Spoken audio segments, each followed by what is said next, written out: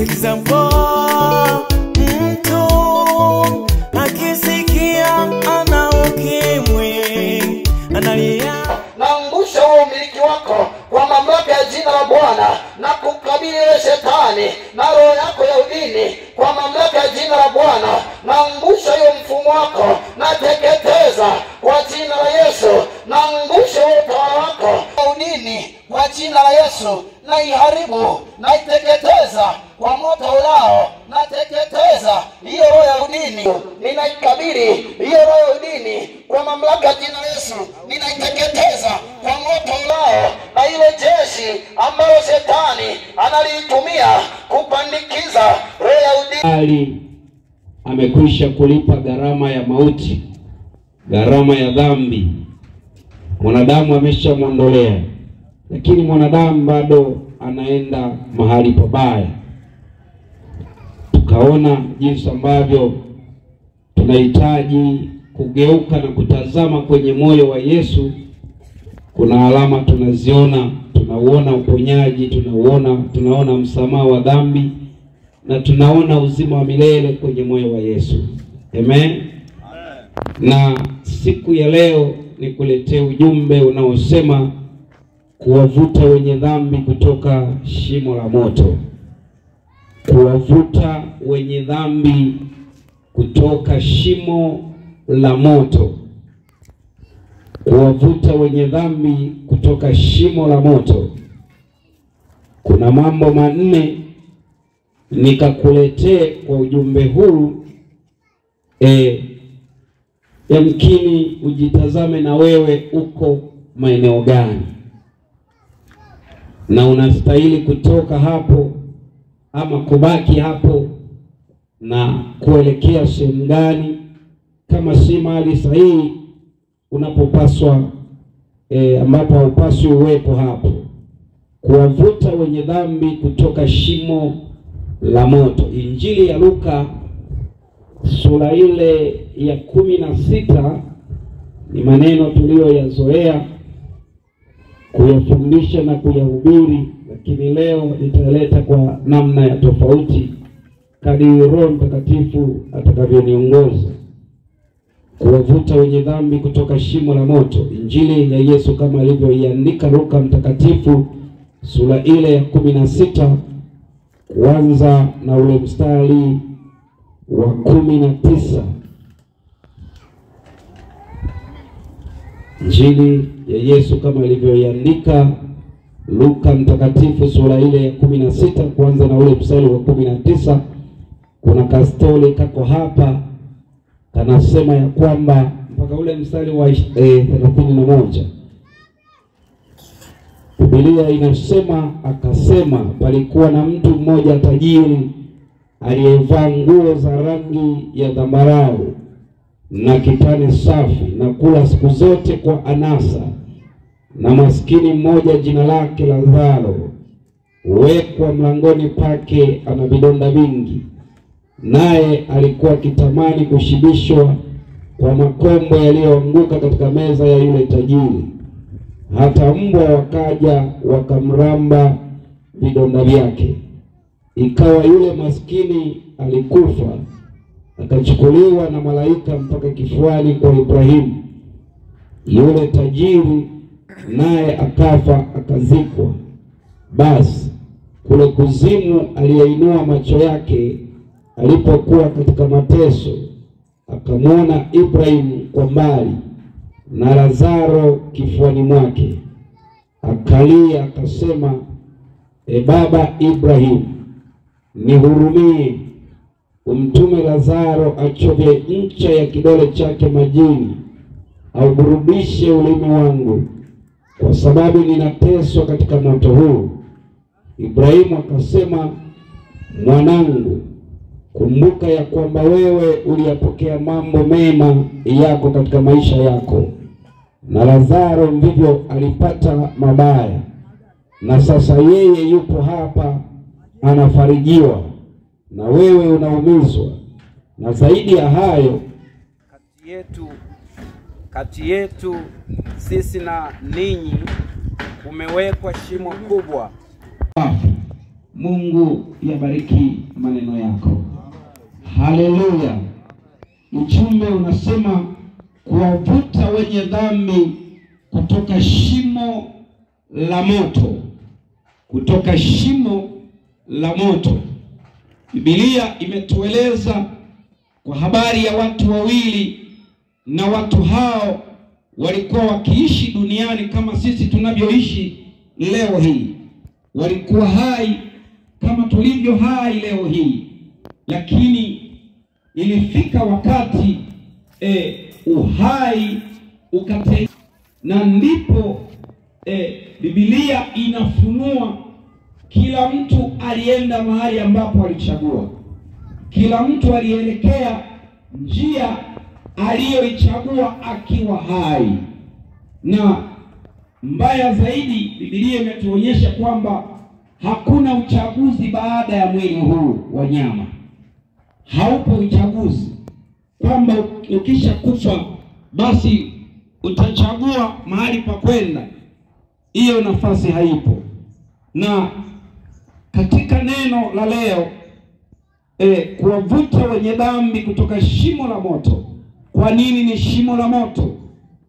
Kwa nini Biblia imezungumza shimo la moto? Jambo la kwanza la muhimu kabisa kufahamu mahali hapa, Biblia inatutazamisha kwamba unayeandika elekeza masikio yako kwenye neno la Mungu. Elekeza masikio yako kwenye neno la Mungu. Hiyo ni pointi ya kwanza kabisa kwenye maandiko tuliyoyasoma hapa.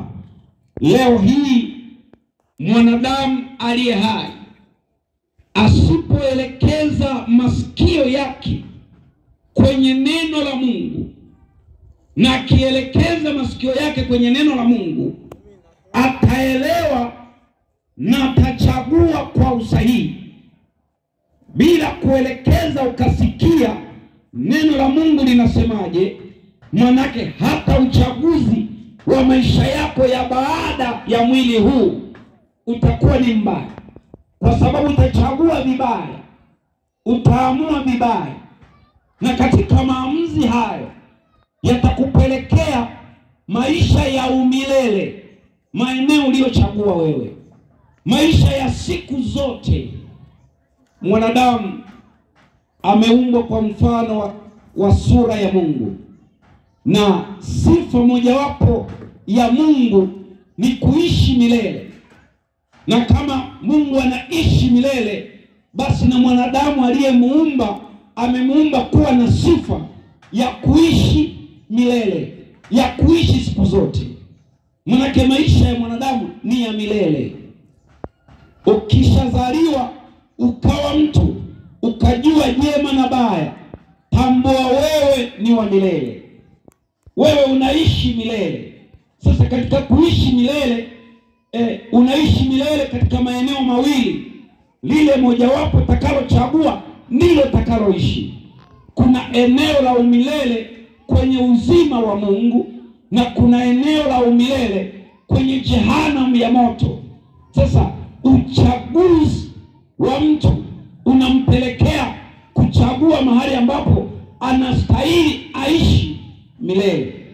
Na Biblia inapotuambia maneno haya, inapotusimulia hadithi hii, Yesu alikuwa anafunua mahali ambapo mwanadamu anatakiwa achague. Na ndio maana pointi yetu ya kwanza inasema elekeza masikio yako kwenye neno la Mungu. Tunamuona tajiri, ukisoma vizuri, ana ufahamu wa kila alichosikia kabla ya kufa kwake. Alielewa, alisikia, alihubiriwa, aliambiwa, neno la Mungu lilielekeza. Manake kama kamfahamu mzee Ibrahim, alijua ni baba wa haki, baba wa imani, aliyeteuliwa na Mungu, aliyechaguliwa na Mungu, akaishi kwa haki. Alijua haki ya Ibrahimu, alikuwa na ufahamu kamili lakini matokeo ya uchaguzi wake, hakuchagua akiwa hai, hakuamua maamuzi yaliyo sahihi. Na ndio maana tunaona mtazamo wa huyu jamaa tajiri akiwa kule anamtambua Ibrahim. Sasa kwenye pointi hii, mwanadamu wa leo asipoelekeza masikio yake kwenye neno la Mungu, akasikiliza injili inayohubiriwa ili aweze kutubu, aweze kubadili mtazamo, aweze kubadili maisha yake, aweze kubadili njia zake, aweze kubadili mfumo wa kuishi kwake.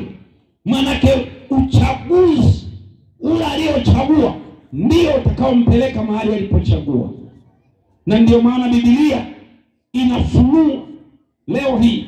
Watu wengi wanasema kwamba ukiwaambia habari ya jehanamu, wanakuambia kwamba kifo cha wengi ni sherehe, kwamba kule tutakuwa wengi, tutakuwa tunafarijiana, tunateseka, tunafarijiana.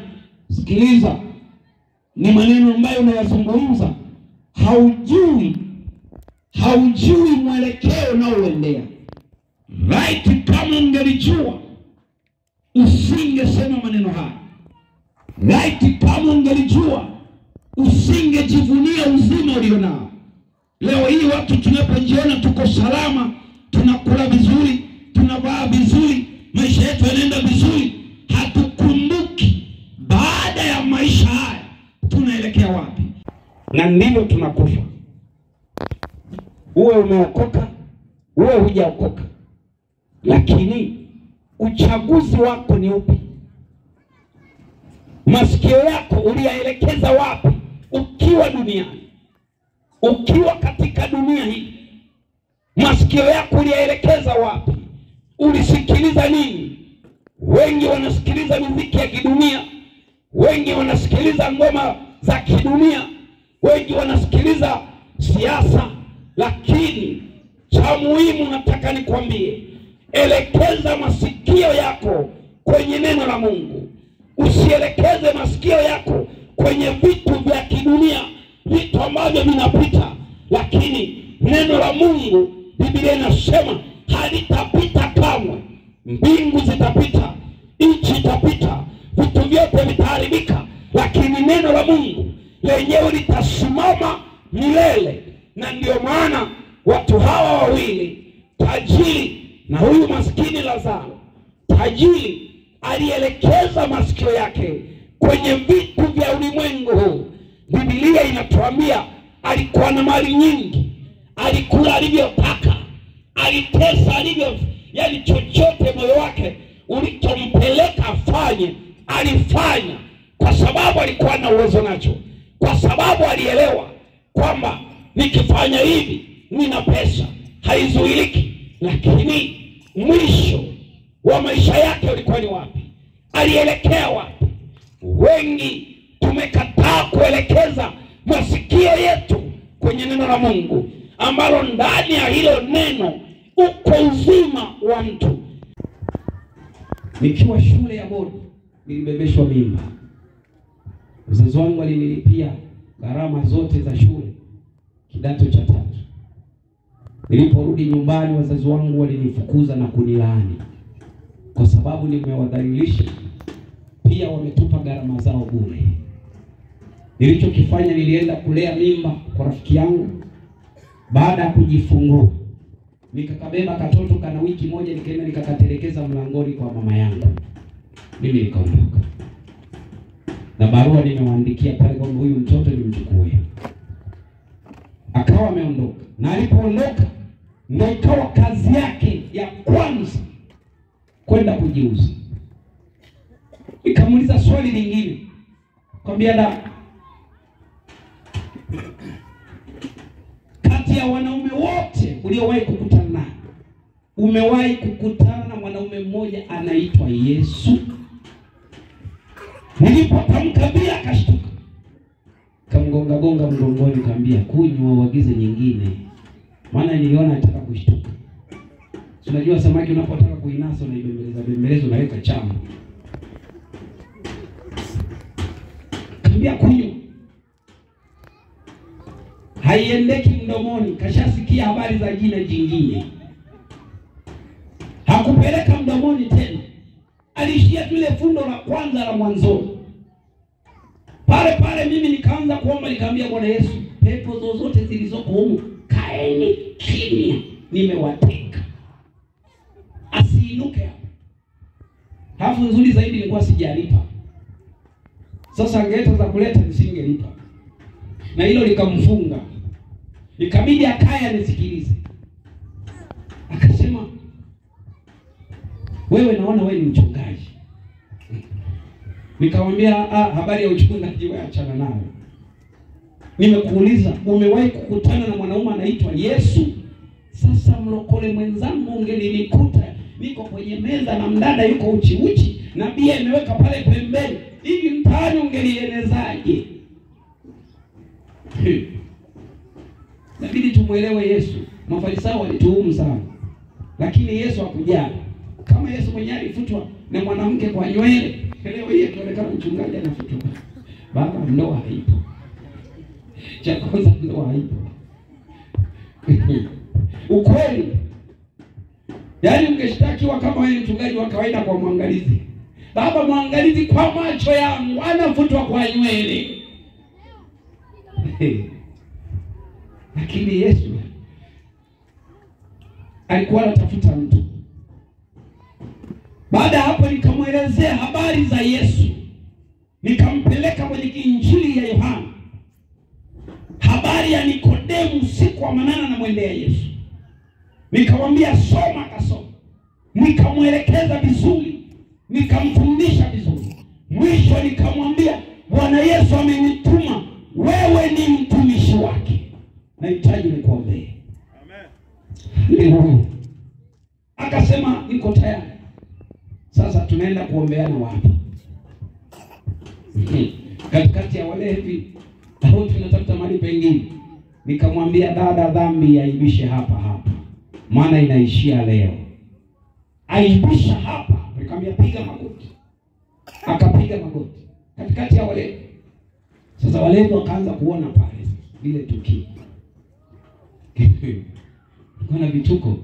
Wakati namuongoza sala ya toba pale, sema Bwana Yesu, malevi na yenyewe kuja ameshikilia bia eti ndo maiki. Bwana Yesu, mimi ni mlevi. Kuanzia leo hii pombe ya mwisho. Yaani anafuatisha ambavyo mimi sijasema. Haleluya. Haleluya. Haleluya. Haleluya. Nikamuongoza sala ya toba. Baada ya toba tu, weka mkono, pepo zikalipuka. Nikasema hapa penyewe, katikati ya baa, na walevi wote wameshajua, na meneja ashajua kinachoendelea. Nikakemea pepo kuanzia ile sasa. Tulienda mpaka saa 7 mpaka saa 8. Anakaribia kufunguliwa, akaja mmiliki wa ile baa na gesi. Kwa nyuma ni gesi, huko baa. Akaja, akanikuta niko kwenye wingu, nimejaa nafukuza pepo kwa huyu binti.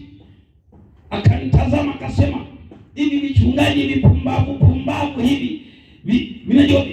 Vinajifanya virokole, kumbe ni vizinzi. Ile neno likaniumiza.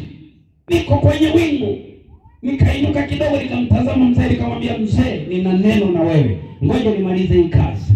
Baada hapo binti akafunguliwa. Alipofunguliwa nikamwambia binti, Yesu alichonituma nimemaliza. Hajaniambia wache hii kazi, aliyenituma atakutoa mwenyewe. Nikamwelekeza mahali pa kusali. Maana ilikuwa eneo mgeni mimi. Baada ya hapo nikamwendea yule mzee. Yuko kwenye baa yake, counter pale. Nikamwambia mzee, kama aishivyo Bwana aliyenituma, leo nimekanyaga miguu yangu kwenye hii baa na guest yako, nikiondoka naifunga, hata kunywa mtu wala hata lala mtu hapo. Nikamaliza nikaondoka. Baada ya miezi miwili nikarudi ile eneo. Narudi pale napokelewa na vijana. Sio ilikuwemo mle wale. Paulo, mchungaji, aisee wewe ni mchawi. Nikamuuliza nini? Wewe ni mchawi.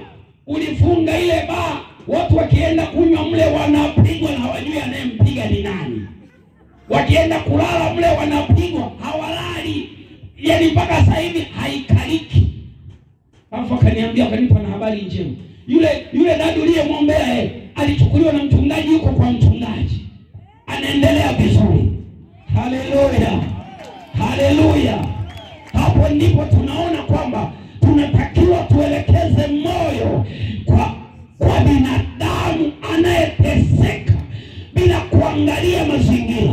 Na ndivyo ambavyo Yesu anatafuta leo injilisti watakaoingia kwenye mabaa wahubiri habari za Yesu, alafu baada ya kuhubiri habari za Yesu wafunge hiyo baa isiendelee kuuza, isiendelee kutesa vijana wetu, isiendelee. Sikiliza wamama, niwaambie, mnalia waume zenu hawaokoki, ni walevi, wanachukua makahaba. Sikiliza, tunatakiwa tuungane pamoja kwenye kanisa, tumlilie Bwana, tufunge baa, tufunge baa. Hawataenda kujiuza kule, hawataenda kununua kule, hawataenda kulewa kule, maana Bwana ametupatia mamlaka ya kufunga chochote duniani na mbinguni kinafungwa. Na tunaanzia hapa Segese, hapa tunaanzia hapa Segese. Kabla ya siku 10 kuisha, tutakanyaga kwenye baa kwenda kushuhudia. Ni wakati ambao wako watu mahali hapa Baba, wako kwenye shimo la uharibifu, wako kwenye shimo la dhambi. Na leo Baba, wametazama uso wako, wametazama uso wako Baba, wana haja na wewe. Wametazama uso wako, wanaona rehema. Wanatazama uso wako, wanaona msamaha. Wanatazama uso wako, wanaona uponyaji. Wanatazama uso wako, wanaona kuondolewa. Yuko shetani aliyeweka malango ya watu kuanguka jehanamu kwa vifungo, kwa magonjwa. Baba, nakuita katika hema hii, katika madhabahu hii. Bwana, umetutuma jioni ya leo tulinene neno lako. Watu wako tuwatoe kwenye hayo malango waliowekezwa, malango ya jehanamu, malango ya kuzimu. Ndivyo Baba ulisema neno lako, unalijenga kanisa lako juu ya mwamba, wala malango ya kuzimu hayatalishinda. Ni wakati ambao Baba watumishi wako tuko mahali hapa na yakamata malango ya kuzimu yaliyomiliki watu hawa ili kuwapeleka jehanamu, na kamata malango ya shetani yaliyowekezwa kwa lango la uharibifu, kwa lango la kuzamisha nafsi za watu hawa. Baba, naita uso wako, geuza Yesu uso wako. Tazama watu hawa Baba, tazama watu hawa Baba, tazama makutano. Wamefungwa siku nyingi, wameteseka siku nyingi, wamewekwa kwenye vifungo vya giza, kwenye maagano siku nyingi. Baba, siku ya leo ni siku ambayo wamekiri jina lako, wamekiri wokovu wako, wamejitenga nayo malango, wamejitenga nayo malango. Wanaweza angazisha uso, angazisha uso, angazisha uso, angazisha uso Baba, angazisha uso Yesu, angazisha uso kwa watu hao, kwa watu hao. Yako mateso walioteseka, yako mateso wanayolia, yako mateso, yako mateso, yako mateso. Katika jina la Yesu, katika jina la Yesu, tunatazama uso wako Yesu, tunatazama uso wako Baba. Umejaa huruma, ulihurumia waliougua, ulihurumia waliougua, ulihurumia waliougua, ulihurumia Baba, ulihurumia Yesu. Wakakujia yule mwanamke Mkananayo wa mipaka ile Baba, Baba, Baba, akilia kwa ajili ya binti yako, akilia kwa ajili ya binti yako aliyekuwa amepagaa pepo, aliyekuwa amepavika kwa pepo siku nyingi. Baba kalia mbele zako akisema, Yesu mwana wa Daudi, nihurumie, nihurumie, nihurumie. Ndio mjibu kwa huruma za uso wako, ulimgeuzia uso wako ukamhurumia Baba, ukamhurumia, ukasema neno, ukalituma nyumbani alikuwa binti yake aliyekuwa amefungwa na pepo. Bwana Yesu, Bwana Yesu, Bwana Yesu, Bwana Yesu, Bwana Yesu,